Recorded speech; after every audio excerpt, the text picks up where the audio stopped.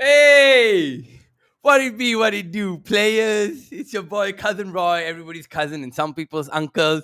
Yes, yes, people, yes, yes. Trickle in. I'm going to give you all 2 minutes to just come in. Just move on in, move on in. We got to win, baby, finally. What an incredible game, man. Finally, we see a game where the guys are playing like how they're supposed to play. They played incredible. Let me just get these captions all out. Let me just get these captions off, man. Okay.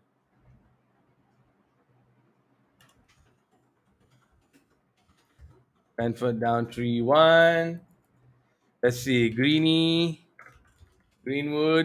Rashford, and what's his face? Elanga. All right. Ladies and gentlemen, other scores, right? Leicester lost to Tottenham 2-3. Spurs scored two late goals. Wow, that's quite a score right there.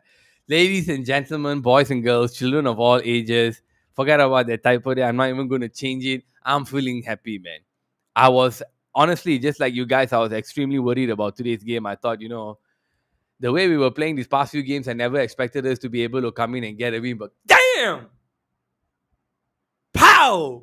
What's up, man?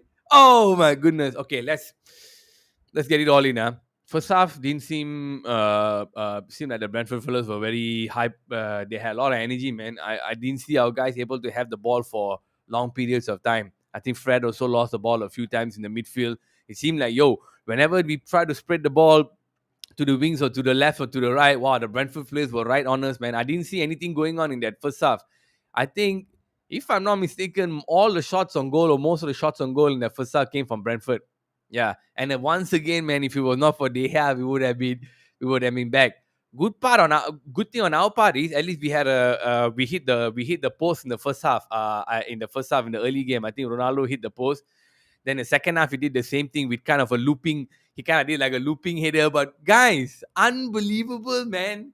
Did any of you? I mean, deep down inside, you expect us to win, right? But did any of you actually expect us to win 3-1? Okay, if you look at my lineup that I put on the page, I had said that I wanted Ilanga to start. The reason was for the exact same thing I'm going to say here again.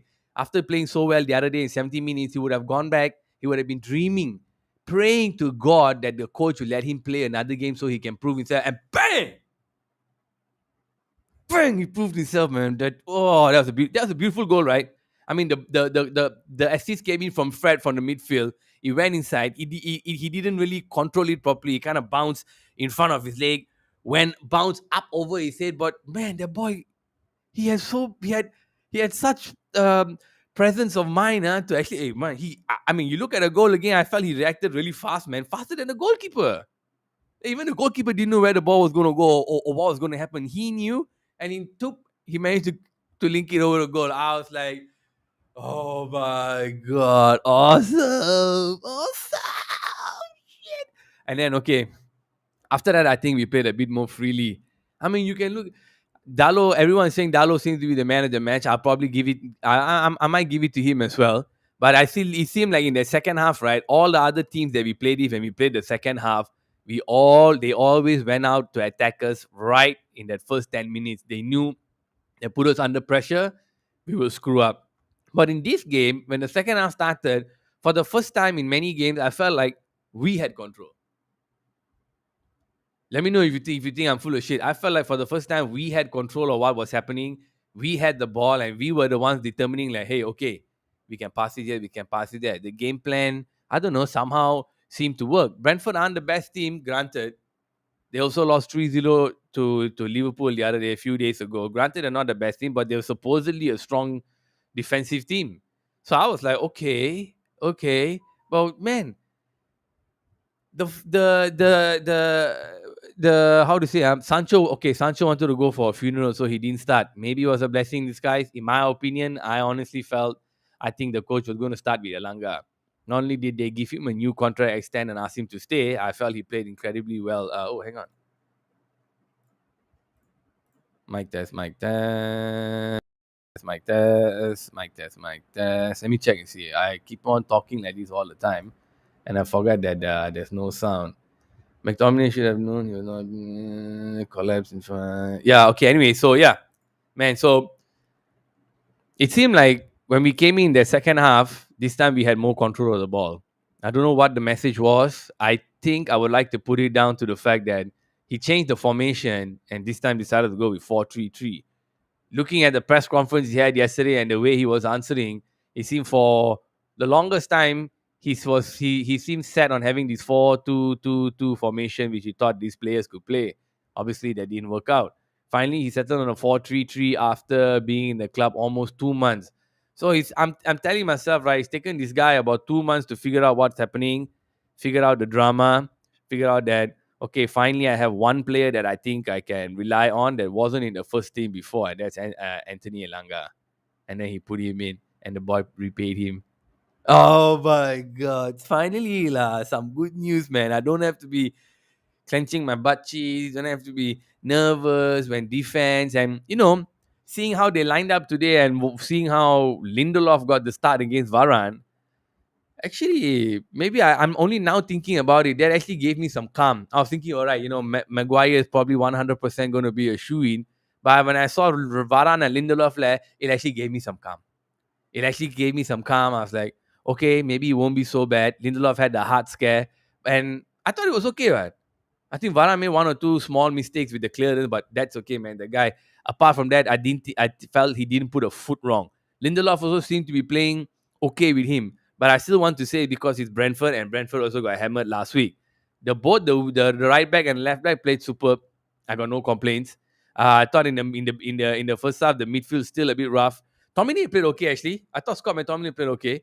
I think Fred is still Fred lah, still made a few mistakes, lost the ball, off balance, heavy passes, here and there. And lucky we went into the half nil lah. So I think it could have been 1-0, 1-0 or 1-1. Should have been 1-1 lah actually, but I was worried it'd be 1-0 to them because they had to make a few saves or so. But then second half, baby, the key here seems to be us holding on to some measure of control, having some power, having some physicality as soon as the second half starts, especially that first 10 minutes. If we can have the ball on our feet, control the ball, it seems that we were not so nervous. All the other matches, if you look at us and we start the second half, moment the guys run at us, especially away games, moment the home team runs at us, we're on the back foot. And then we can see the back line all over. Let me get a sip.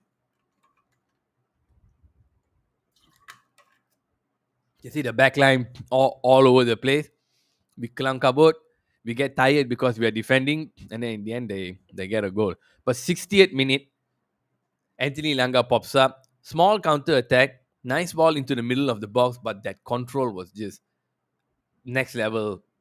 Next level control. I was so...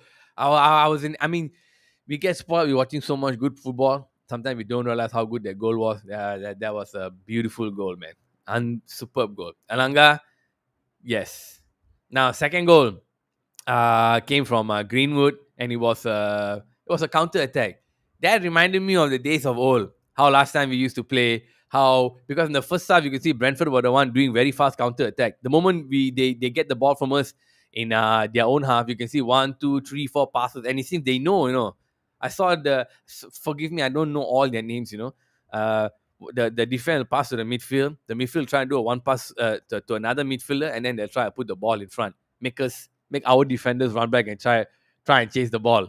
You know what I'm saying? And they tried, but after their first goal went in, it seemed like they were a little bit on the back foot, and from a counter attack, my boy Greenwood, baby, what's happening, guys? What's up, baby? We all got to start getting Greenwood in the FPL, I think, or maybe y'all might need to start getting Elanga in the FPL. Man, see Greenwood, man, he needs a few matches under his legs. He needs a few.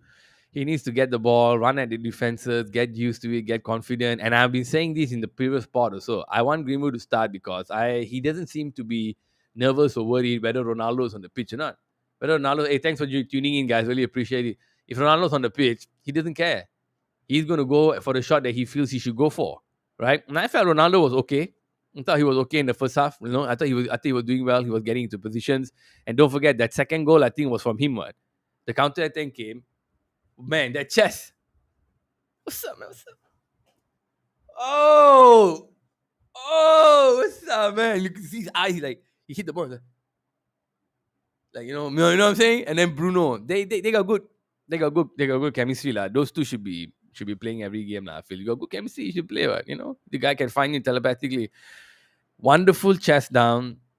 Bruno took the ball and ran, and you can see lah, class players are when they run, even though they're running full speed, they don't seem to be nervous or worried. They run full speed, they don't care whether they're going to fall, and they just bang attack the fella, and it was unreal, bro. Unreal. Of course, people say he could have shot, but seeing as how the goalkeeper was coming out and one fella closing him the left, I think passing it to Rashford was good. And it looked like something that came out of the training pitch because my commentator was saying that Greenwood tends to always run too far ahead and be in offside position in previous matches. I believe he's got a point there. I think it's happened before. I can't remember which match exactly, but I remember it's happened before. He used to be caught on the offside position. Today, no lah. Today somehow he managed to stay on side. And whether you tell me Bruno is saying there was an unselfish move or selfish move, what? I don't think Bruno could have scored. It was a bit too tight. Passing was the right thing to do, and that's what a guy with the Manchester United freaking DNA will do. Now, after the second goal went in, 100% we settled down. I thought we were playing well. We got the ball. Brentford were on the back foot. And then he comes this Ronaldo saga. Let me get a caption up. Ronaldo piss. Ronaldo piss. And this is I want to put my personal name. Calm down. Yeah. Man, I love Ronaldo. I think he's an incredible player. He deserves all the accolades. He deserves everything he has. But I wasn't happy with what I saw just now. So he was substituted in the 70th minute, and he has an injury. He has a hip injury, hip flexor injury. Hip flexor injury means you can't shoot, you can't kick, you might not even be able to walk. Now, while I know the guy is a beast. He can do anything at his age. He's incredible. He's a LeBron James. You know what I'm saying? But why so much, lah? Why so much drama? Like, bro, like when you talk about the club is bigger than any player and you need to step up and this and that, then sometimes this petulance doesn't serve its purpose. If we are winning the game 2-0, you got some young kids over there. I won't say you're not effective. You were effective. They were marking him like nobody's business, man. Seriously, guy. I think there were two guys on him all the time. He had one or two chances where he had the ball, but when he had the ball, he had to drift pretty far wide, right or far left. Only then he got a bit more of the ball. So I wouldn't say he played badly or wasn't effective. I felt he was very effective. What I don't like is these afters, these extras, these little nitpicky little petulance. Look, man, we're needing 2-0. It's a long season. We got FA Cup matches, Champions League matches. You know what I mean? Nobody's discrediting you and your power, and your quality. But okay, he walked out staring at one person or two-person on the sideline. Took his own time, took his own sweet time to walk off the pitch. I didn't mind that. Waste some time now. Other teams do that, so waste some time. Get some minutes off the clock. But as soon as he got off, you could see, he was asking Rani, what's wrong with you? Why are you taking me off, man? Me? You could see, go watch it again. You taking me? And Rani gave him his hand. Okay, he gave the hand, pat him on the back. Rani said, okay, shut up, just go and sit down. I got to worry about the game. Then this fellow sitting down there, bitching, complaining to I don't know which new assistants or whatever we have in Manchester United. I don't know who this. Look, man, he was pointing to somebody there. I don't know whether he was shouting at Mike Phelan or what, but it looked like he was looking at somebody there and then complaining, asking about whether it was the right time to take him out, whether it was the right person to take out, and and adding that he was feeling super fit, he didn't feel anything wrong, and that he is not the guy who should be taken out while put for Harry Maguire. Now, as we all know, yesterday and day before, we have been hearing news about how Ronaldo came out and threw Maguire, Shaw, and Bisaka under. No, I would want to say threw them under, but who highlighted Harry Maguire, Luke Shaw, and Adam Wan-Bissaka as the three players who are not good enough to play Manchester United. Now he's getting substituted, Greenwood for Rashford, and it's pretty obvious that Maguire came in for him. I don't know whether there was some. I don't know whether there was some added anger there. No, some added pissiness. Like, man, you substituting me out for this clown, the one that everybody says is not good enough and should be out of the club. It seemed like that. It seemed like that. Sure lah, surely got little bit one. Don't tell me don't have lah, bro. Takkan tak ada hamnya. Kau start aku 70 minit, 20 minit lagi. Aku belum score gol. Lama tak score gol. Kalah game. Injury tak main.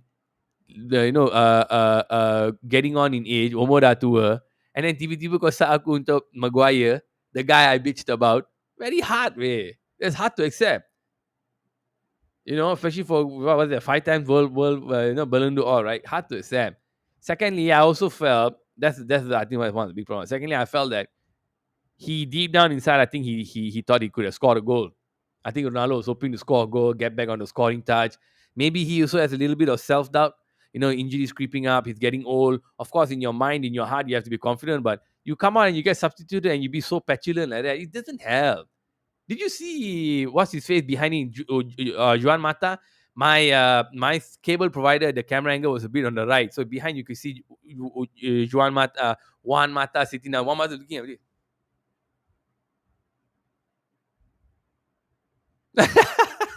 And that's just about the time where he was putting on the bloody the coat, and then he couldn't put on the coat, and then he he threw it on the floor, and then you could see Darren Fletcher sitting down there, and Darren Fletcher looking at him like, God damn, what the hell's going on here, bro? This guy cool or what? You know what I'm saying?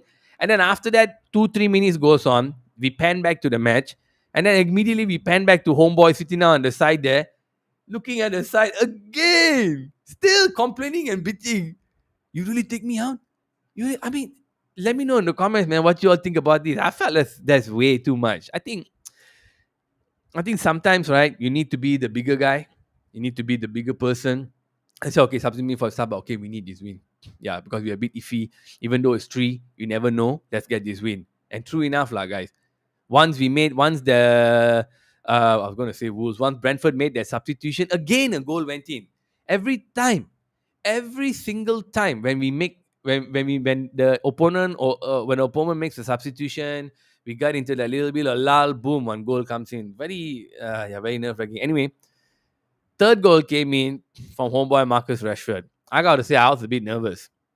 I saw Rashford coming for Greenwood. I thought the boy didn't have any form, but maybe because it's only for 20 minutes, it could work in our favor. So I was like, all right, let's chill out. Let's see how it goes. But I think Brentford were trying to attack and trying to press us so much that at a certain point, there was a lubang at the back lah. You know what I mean? But good finish. Respect. Good finish. Good goal. Nice build up. Nice counter attack. Nice passing. So I give respect to that. And nice to see Rashford get on the score sheet lah. A lot of us Manchester United fans love Rashford, and it's heartbreaking to see him not play well. People are criticizing, say, he shouldn't play, and I agree. If you're not informed, oh my God, keep bumping. If you're not informed, then I don't think you should play. Nice for him to come in and see he can get a goal. Our next game is against West Ham. We got in 2 days' time, 22nd, right? Yeah. So nice to get a win. Nice to bounce off of this. But I really feel that Ronaldo shouldn't be acting so petulant. Yeah. So what's he going to say after this in the pitch? He's going to complain to the coach. And this is why I want to come to my last point today. Rangnick doesn't care about reputations.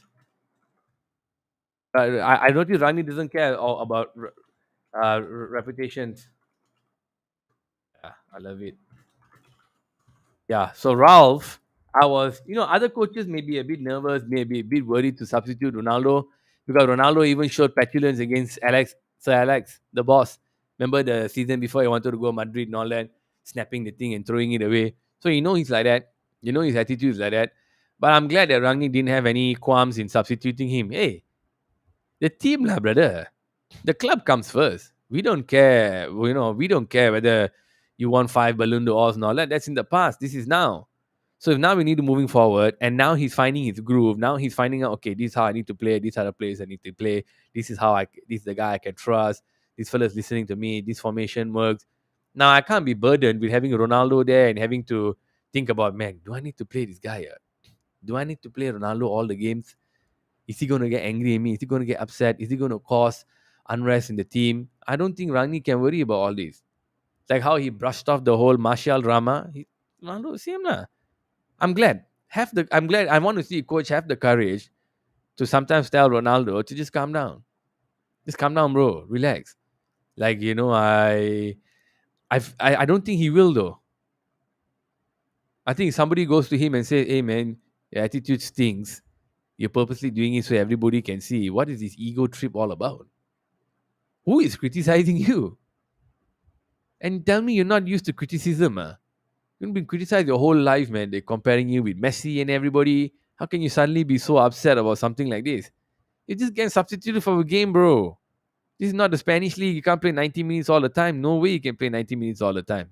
You're gonna break both your hips and your knees are gonna fly out. So the guy is protecting you lah. Relax ah. Aku rasa sebab lama tak menang ah. Sebab lama tak menang dia nak stay on the pitch. Beria sangat. Anyway, let me know in the comments man, what you all thought of Ronaldo's petulance and whether he should cut it out. Now, where do we go from here? Didn't have much time to think, but let me see. Okay, I'll sum up. Let me sum up what I think. I think Rangnick found his groove. I think you were Brentford. Honestly, I think Brentford were okay lah. I don't want to say the down form also so much cannot, even though they lost to Liverpool. But that's Liverpool, they're a strong team. This is us, 2 games away. They lost 3-0, 3-1. They scored 1 goal. It was a bit lucky. I would say this lah. Looking at how we played, we seem to have a bit more structure, a bit more tact, a bit more maybe tactical nuance. And I think that all this is coming from the fact we have Elanga and Greenwood in front. Huh. Huh. I'm just articulating this now because the defense is in disarray, right? So whether they put Shaw and Bisaka and then or Dalo and Teles seems almost the same lah. Almost the same. Like I wouldn't say you put Dalo and Teles 100% we're winning all the game. Not really. No, Shaw's still playing okay. Shaw had a few assists, what Bisaka not really out of form. Don't know what's happening. So different style of Rani prefers Dalo, a more attacking right back than a more defensive right back. So I want to put it on the fact we are playing too good today because it was Greenwood and Elanga were there. They are able to hold the ball up front, in front, longer. So if you don't lose the ball so much up front, the guys behind don't have to do so much defending. But when the guys in front lose the ball, a lot have to defend. And our midfield, lah, coin toss every week. We all want a really, really, really 5-star, 6-star general midfielder, for us, but we don't have it. So hopefully we can get it soon, lah. I don't know. This transfer window seems very sad now. We got another 10, 11 days before it closes, 12 days before it closes, and everyone's saying we don't get any players in, so we might have to stick with this. But I'm looking at how Fred and McTominay played today, and if I want to compare them when we play against, say, Chelsea, Arsenal, or City, I still think cannot, guys. I still think we're quite a ways behind. This win today will give them a good boost. They'll probably find a lot of the positives. Go and check the tape tomorrow, day after. See, they have to check the tape tomorrow, man. West Ham coming. They have to check the tape and see where they did well. Then they have to check and see how West Ham did, and then try to formulate a plan for that.